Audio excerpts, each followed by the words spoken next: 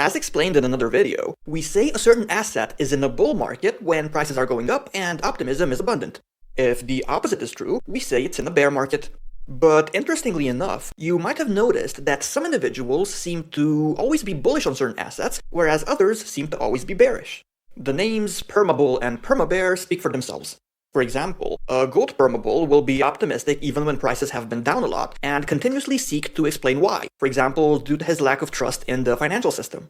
The same way, a US share permabull will be quick to state that quote-unquote stocks only go up and point to long-term charts, forgetting that past performance doesn't guarantee future results, for example, or that over in Japan, it's been decades since their stock market all-time high.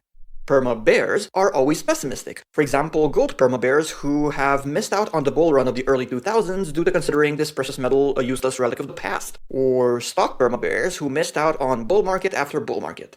People are permabulls or permabears for a wide range of reasons, such as 1. Ideology. For example, gold permabulls who believe we should return to the gold standard. 2. The emotional dimension. For example, those who love the idea of owning a home becoming real estate permabulls.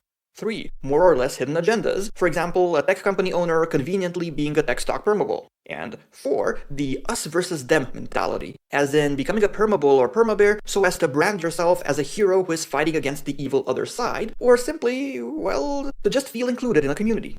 Except for number 3, if you leave ethics aside, things other than reason seem to be dictating capital allocation decisions, which tends to be a very bad idea.